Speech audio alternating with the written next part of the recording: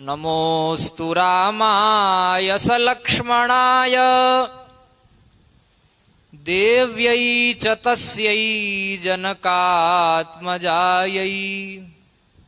वादतोषितविश्वेशं धर्ममार्गप्रवर्तकं वन्दे श्रीहरिहरानन्दं करपात्रं जगद्गुरुम्। लाखों व्यक्तियों को पूज्य गुरुदेव ने भ्रष्ट होने से बचाया। बंगाल की घटना है। ब्राह्मण, क्षत्रिय, वैश्य, विद्वान, विशेषकर ब्राह्मण अराजक तत्व ने उनके मुख में जबरदस्ती गोमांस ठूसा। बहू, बेटी, बहन, माँ से उनका मिला दिया। वो सब पतित हो गए। बहुत बड़ा बवंडर चला है। इन अराजक तत्वों ने क्या क्या नहीं किया है। वो कोई भट्टाचार्य थे, कोई कुछ थे, चतुर्वेदी, कोई चटर्जी चट्टोपाध्याय, कोई बनर्जी बंद्योपाध्याय, और समाजी सज्जन उनको शोधन करने गए शुद्धि। वो शास्त्रार्थ में सबको हरा दिया। हम पतित हो गए, अब हिंदू नहीं हो सकते। ब्राह्मण तो बातें छोड़ दो, हमारे मुंह में गोमांस ठूसा गया। ये सब आज समाजी सज्जन मुंह लटका के चले आए। वो इतने दिग्गज विद्वान थे जिनको भ्रष्ट किया गया था। आज समाजी सज्जन उनके सामने 2 मिनट टिक नहीं पाए। पूज्य गुरुदेव गए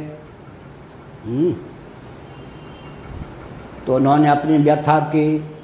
बहन, माँ, सबसे संपर्क कराया गया। मुंह में गोमांस ठूसा गया। बलात् दत्तम मनुस्मृति का वचन महाराज ने कहा।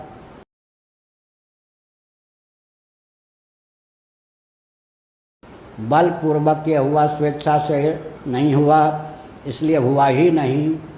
आप सबके सब पूर्वक चट्टोपाध्याय, बनर्जी आदि हैं। देखिए, अब जल स्वामी ने हमें ऐसे कहा। बलात् दत्तम जो है वो कहीं और का वचन है ना मनुस्मृति में।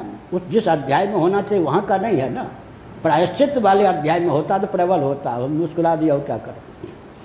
अब जज ठहरे, हाई कोर्ट के जस्टिस रहे, लोअर कोर्ट, हाई कोर्ट और सुप्रीम कोर्ट के वकील रहे। आधुनिक पढ़े लिखे के सोचने का यही ढंग है। जो शीर्षक दे दो, सारी बात उसी में रख दो, अगल बगल आगे पीछे कहीं ना हो। एक ही जगह सबको वो सामग्री मिल जाए।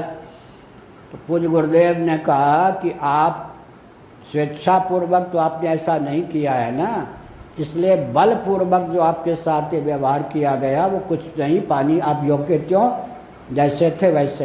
तब उन्होंने काफ़ी प्रायश्चित कराने क्यों आ गए। क्या उत्तर दिया महाराज ने मालूम है? ग्लानि मिटाने को मान गए। हजारों ब्राह्मणों को महाराज ने पूर्वत ब्राह्मण बाल मुड़ा लीजिए, गंगा का स्नान कर लीजिए, कुछ राम नाम का जप कर लीजिए। हजारों ब्राह्मण, वो सब के सब अगर अपने को मुसलमान ही मान लेते तो आज बंगाल में कोई ब्राह्मण बचता नहीं। ये पूज्य गुरुदेव की देन।